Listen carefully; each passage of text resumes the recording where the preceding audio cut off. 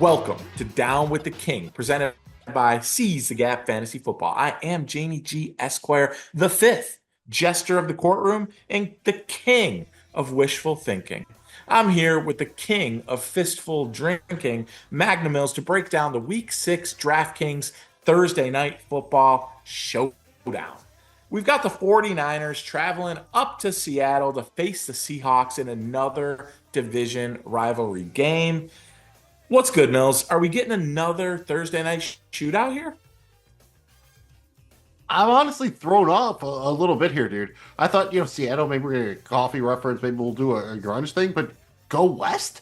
I was not ready for go west, dude. But hopefully y'all are ready for this episode of Down with the King, presented by Season Gap Fantasy Football. Thank you for checking out our show. You can find us wherever you get your pods and on YouTube. We're on social media at Season Gap FF and on the World Wide Web at SeasonGapFF.com. Very simple and easy to remember, just like the flaps. FLAPS. Follow, like, and please subscribe. If you had fun, please remember, hit the thumb. We were on to something last week, but we didn't show enough faith in primetime Captain Kirk. So who should we put our faith in this week? Let's find out right here, right now. Mills, I'm ringing the bell. Go ahead and hit us with the tail of the tape. Ding, ding. This is the 2024 NFL season, Week 6, Thursday Night Football. San Francisco 49ers traveling to Seattle to play the Seahawks.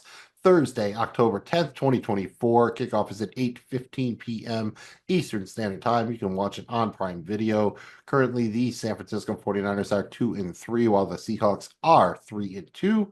According to Vegas, the 49ers are 3.5-point favorites traveling to Seattle. They are minus 192 on the money line, while the Seahawks are 3.5-point home underdogs, plus 160 on the money line. The game total is 49 points. Not much to worry about on the weather front here, as they have a retractable roof there in Seattle. On the injury front, the 49ers have 4 players listed as out. Defensive tackle Jordan Elliott, linebacker Demetrius Flanagan-Foles, safety Talanoa Hufanga, and kicker Jake Moody. They have 2 players listed as questionable, wide receiver Chris Conley and cornerback Charvarius Ward. The Seahawks have 3 players listed as out, defensive tackle Byron Murphy II, linebacker Uchenna Nwosu, and cornerback Reek Woolen. Seahawks have 3 players listed as questionable, linebacker Derek Hall, safety Julian Love, and linebacker Boy Math. Before getting into our picks, let's just open up with our thoughts on this crucial NFC West matchup. Again, division matchup, Thursday Night Football. We've kind of seen this before. We'll see if it shakes out the same way. The thing with this one that is hitting me hard is I worry about both these defenses, Mills. I think San Francisco, it's been surprising how much it's struggled to generate consistent pressure, to get the turnovers, to just be the dominant defense we've seen in the past.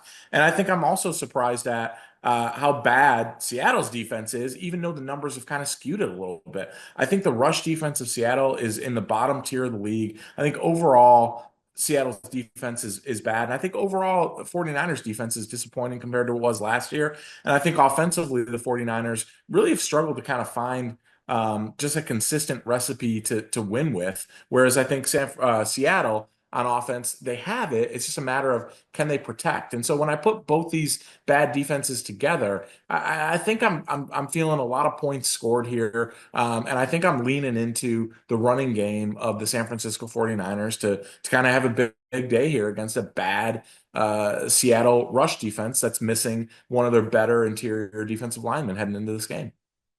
That makes a lot of sense because that's really what we're looking for here in a DraftKings game. Is it going to be a low scoring affair where we want to maybe get some of those defenses and kickers in there, focus on the running backs? Could it be more of a shootout? Here, I think this is a game that has potential to be a high scoring game, but also have the running backs score some points too. It definitely a bit top heavy. You have a lot of options. The past couple of weeks, I think it's been pretty obvious, who the top couple of players were going to be. It's just a matter of who you're playing at the captain. And sure, you'll have Daryl Morey go off, or, Darnell Mooney go off and that kind of thing. But for the most part, I think you had an idea who the top players were. Here, yes, you have an idea who the top players are, but there are a lot of options that wouldn't surprise you, especially the wide receivers on these teams. There's a lot of these guys. There's 4 or 5, and that if they came up with 100 yards and 2 touchdowns, it wouldn't shock me. So I think it's a fun one for the DK showdown here. A lot of ways you can go. Should be a bunch of points. Good one to watch. Good one to make some couple bucks on. 100% my dude. Let's get it going with our picks for the captain spot. Here's what we're working with this week. We got Jordan Mason as the most expensive option, 15,300 up at top. And then interestingly enough, the running back for Seattle as the second highest option, Kenneth Walker the third, $15,000 price in the captain spot. And then we got the quarterbacks. Brock Purdy, San Francisco quarterback, 14,100. And then Geno Smith, 13,800. And then you start to get in some of the playmakers. DK Metcalf is next in line, 13,500, followed by Debo Samuel, 13,200. Brandon Ayuk, will he finally have the day? 12,600. Kittles and Bits, George Kittle is next, 11,100. And then JSN, Jackson Smith in Jigba, 10,500. This week it just feels a bit different because we've got a bunch of viable captain options, and that's without dipping below 10K. Who are your favorite captain options this week? What are you thinking?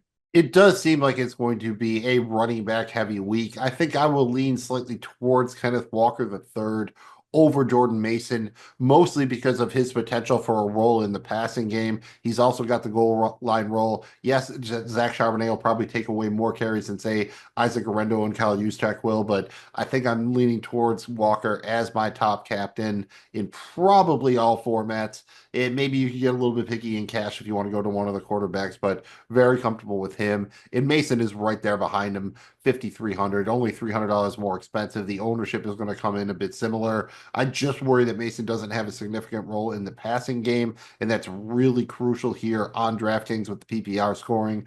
But he is a good bet for that 100-yard plus rushing bonus. Could find the end zone multiple times. So a lot to like here, especially if the 49ers can find the lead early. And we got Geno Smith here, 13-8, the quarterback for the Seahawks. He's been very good this season so far. He's had 20-point games 3 times without throwing multiple touchdowns in a game. So if he can throw 2 or 3 touchdowns, put those yardage numbers up, he's going to have a big game. And he's been adding value on the ground. He has 3 games with at least 30 or more rushing yards and 1 rushing touchdown in the season. He's also got 3 games with 40 or more pass attempts. So not something where I'm expecting the Seahawks to really go extremely run heavy. Geno hasn't attempted less than 34 passes in a game since week 1. And finally, you might have to do a Brock thing, baby. Brock Purdy, 14-1. If I'm going to go away from Jordan Mason, then I'm definitely liking Purdy as my captain option with a quarterback there with the Mason fade. You have a lot of options to stack him with. It's going to be a pretty low owned, high correlation stack. So I like that. Purdy hasn't really shown a high ceiling yet, but he's been very aggressive throwing the ball down the field. So if he has that week where he hits a couple of those long ones, you're going to be able to profit off it quite nicely. Jamie G, who do you have it captain this week? Your favorite options? I'm very much similar. I'm probably leaning Jordan Mason. I understand there'll probably be more ownership on him, but I just go back to the rush defense of Seattle's really bad. I think San Francisco can figure out a way to run the football here, and we've seen Jordan Mason kind of have these games. It wouldn't shock me at all if he hits pay dirt once, twice in this game and puts up some yardage. And I do think they can use him a little bit in the screen game and passing game if they want to. He's 15,300. I also like Geno Smith for the reasons you laid out. I think he's probably my second favorite captain option. He's 13,800, and I expect the Seattle Seahawks to be playing from behind and them to utilize their strength of their team, which is really the weapons on the outside and Geno Smith getting them the football. So I really like that play a lot. And then last, I like Kenneth Walker the third, all the same reasons you listed out. I think he's a really good player, and they use him in a bunch of different ways. So I just think they're going to have a hard time taking away everything on the Seattle offense. And Kenneth Walker the third could be somebody that gets left alone a little bit or singled up and could get some mismatches. So I think with our consensus picks right there, we're pretty similar. We like both the running backs and probably Geno Smith over Brock Purdy. Jamie G, you Yeah. mentioned, there might be some captain options under 10K. Give us one creeper captain option in that range for your large field tournaments. When you're throwing in there in either the play action, a big 20 max or a big 150 entry max tournament. You've seen him do it when they were banged up at the skill level position for San Francisco 49ers. He could do it again, getting one-on-one coverage, finding the soft spot. Give me Juwan Jennings here. I just listen, there's a relationship with Brock Purdy. The guy delivers. $6,000 here, Mills. If he gets in the end zone once, I think you just grand slam here. But if he gets, 60 plus yards and a TD, dude, this is insane for a $6,000 price tag. Yeah, I feel like he is definitely at heart a Bob, a boomer bust, or a feast or famine type of player. If he gets in Yeah. the end zone, that probably means maybe he's drawing 8 targets. If he can turn those 8 targets into 6 grabs for 100 yards and 2 touchdowns, that'll wreck shit for 6K in your captain spot. So I think that's a nice play there. I would endorse that one in your deeper GPPs, especially. If I was going to go another way, I'd probably go with Zach Charbonnet, Seahawks running back, only 5,100 at captain. He's had at least 10 points in 4 of the 5 games so far, and he would be a workhorse if something happened to Kenneth Walker. He gets dinged up in the head in the opening drive. He goes to the blue tent. They call him out. Zach Charbonnet is going to eat. And he has not been terribly efficient on the ground as a runner, but he's very involved in the passing game. He'll be involved around the goal line. So even if that doesn't go that way, yes, you could maybe make a lineup that cashes because you're going to get enough of savings putting him at captain that you can put a lot of other guys in. But if you're trying to win one of those crazy fields, you throw him in there, something happens to Kenneth Walker, he gets the majority of the work for at least 3 quarters of the game. Man, you could take one down there. So that's my creeper captain. I had Zach Charbonnet, Jamie G had Juwan Jennings, like both of those. Let's move down to the flex and start by getting the defenses and kickers out of the way. We mentioned it, Jake Moody out for this game for the Niners. We really only have one kicker at this point on the board this week, and that is Jason Myers, Seattle kicker, $5,000 here. And then we've got the two defenses. San Francisco's next at 4,200, and then Seattle defense special teams 3,800. It doesn't do a lot for me. Not that great, right? I mean, the past couple of weeks, at least we were looking at the kickers, but here you only have one kicker. The two defenses are fine, 4,200, 3,800. But I like both running backs. I guess you could do a correlation stack here, but again, I think it's pretty much just about last guy in your lineup kind of status. If it just works out that way and there's nobody you like in that range any better, I don't hate any of them. But for the most part, I don't think I'm really actively targeting either defense or Jason Myers. Let's drop all the way down to the bottom of the pricing here and give us your favorite value plays for this week. How are you saving a little salary this week, Mills? I already mentioned him as the creeper captain, Zach Charbonnet, 3,400. Decent floor with some upside. Even if Walker's healthy, maybe he gets a look or two at the goal line. So 15 points isn't impossible. I don't really love it, but we don't have a guy like we had last week with Sterling Shepard. That seems like a no-brainer value play. So you kind of have to pick and choose here. I might go back to the well with Noah Fant. 3K. We've seen the Seattle Seahawks tight ends do this over the years. Eventually, my guess is Fant's going to have a game where he has like 6 catches and 2 touchdowns and then does nothing for 8 weeks after that, but it's going to happen at some point. So I don't mind throwing him in there at 3K in tournament lineups, but I wouldn't be going there in cash. And Jamie G, you mentioned him as your creeper captain, Juwan Jennings. 4K here, still drawing a few targets every week. He has the trust of Brock Purdy. If anybody missed any time, he'd get a few more looks. But if he's going to have a game, if he gets hot, they find a matchup they like, they will keep going back to it. So I like that at 4K. And Jamie G, who else do you have as value plays this week? Yeah, he was my creeper captain as well, and that's Juwan Jennings. All the same reasons we talked about here at 4,000. It just feels division games feels like a touchdown's going to get stolen, and when I think that, I think use check Kyle Juszczyk, $1,400 here.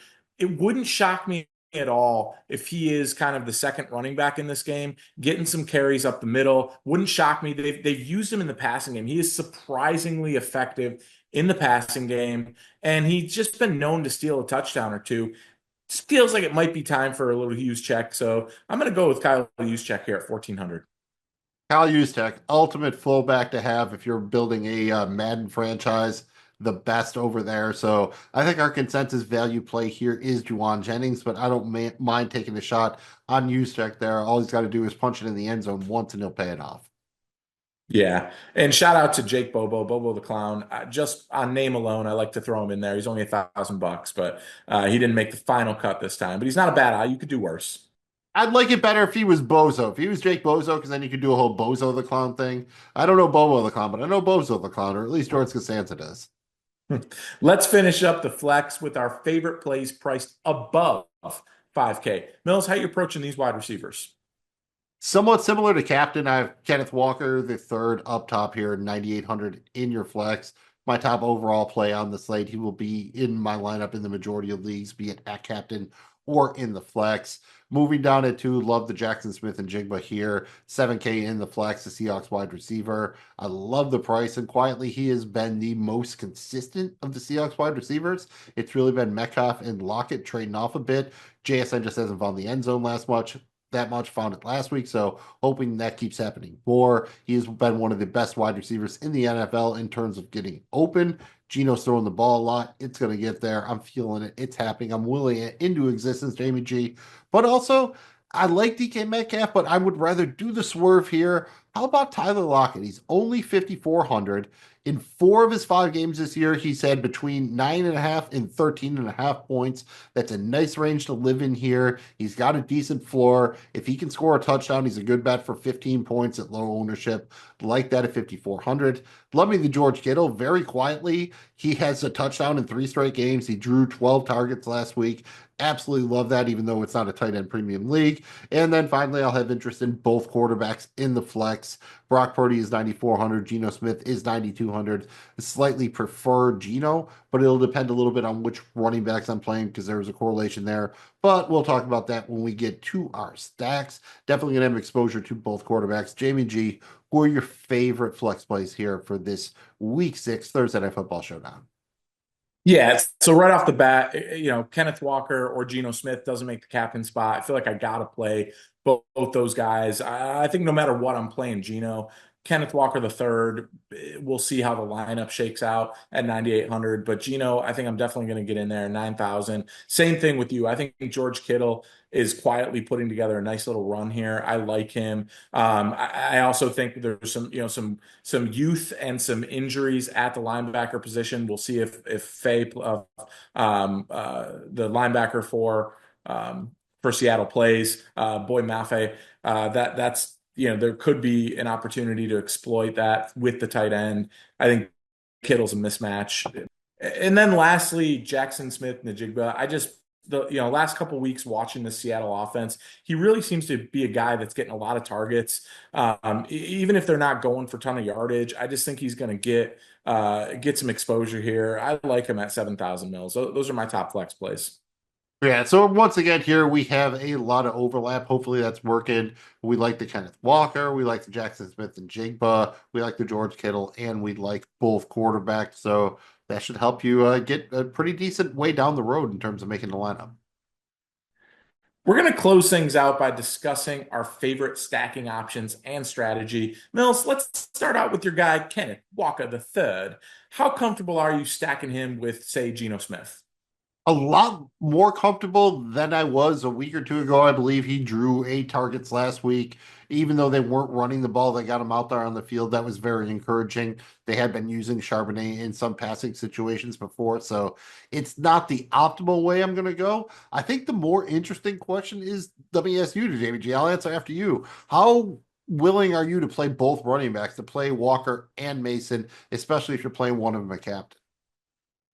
Yeah, I'm 50-50. I'm not going to lie. I think Mason gets in there no matter what. I want to play Walker just because I think he's a big engine within that Seattle defense, or I'm sorry, within that Seattle offense. But I can't, I have to play Mason because of Seattle's rush defense. It's tough for me to justify playing both of them here. I'm 50-50, Mills. I think that's fair. I will probably say if I'm going to play them both, it will be in a scenario then, well, I'll play Kenneth Walker at captain, gamble that Mason has, say, the 100 yards and 2 touchdowns, but via the passing game and then some late touchdowns, Walker gets there over them. So that's probably the scenario I would go there. So in that scenario, I wouldn't hate playing Geno Smith in the flex there with Walker at captain and then Mason in the flex, something like that. JBG, if you're stacking Geno Smith, be it at captain or at flex, but probably more likely a captain, Who are you most likely to stack him with? You got a few wide receiver options there. Who's your favorites to stack with Geno? Yeah, I think I got to get Jackson Smith and Najigba in there and probably DK Metcalf. I wouldn't be upset doing both those two. I think if you're looking to save a little bit cash, I think Noah Fant's a guy that you should really consider. You're never going to have to. Unfortunately, I always believe in Noah Fant, but I've seen it happen with guys like Evan Ingram and David Njoku. It just takes a while for some of these tight ends sometimes. So I will believe in that. I think I'm right there with you. For me, I don't know if I would go with very much Lockett and Metcalf. For me, it's basically probably JSN and then one of Metcalf or Lockett. I don't think I'm playing them as a pair very often. How about on the Purdy side of things? I do have some interest in Debo this week, but I think I'm kind of opposite Debo and Kittle. I don't see them both having a big week at the same time, so it's kind of one or the other. And then maybe I would work Ayuk and possibly Jennings in as a value option. What do you think, JVG? If you're playing Brock Purdy, who are you working in there as a stacking options with him? Certainly Mason, and then I think Kittle as well. I just again you mentioned the volume share last week. He's had kind of a quiet 3 games here where he's delivered from a fantasy perspective. I really like that, and then I just there's gonna be a game that we have a Debo game, and I just don't know if this is gonna be it or not. If that's the tough thing about this San Francisco offense is it's like purely a best ball offense in terms of fantasy wagering because you just don't know. Outside of Jordan Mason, you just don't know. And so that's the tough part. But I think I'd probably go Mason and Kittle with that stack. And that's kind of wild because this is all happening without Christian McCaffrey. So in theory, they should have Right. tightened things up a little bit. But taking vinegar does not necessarily tighten up your ginger here. When it comes to team composition, usually if you're in a tournament, you want a 5-1 or a 4-2 in terms of guys on each side of the ball. I do think this is a matchup where in a cash game, I could maybe get to a 3-3. Jamie G, what team do you think is going to have the majority of the players in your lineup? If you're going 4-2, 5-1, it's going to be guys from the Seahawks side of the ball or guys from the 49ers side. In a weird way, I think it's going to be guys from the Seahawks side of the ball. The pricing's friendlier on the Seahawks side. I think that's what will lead towards it.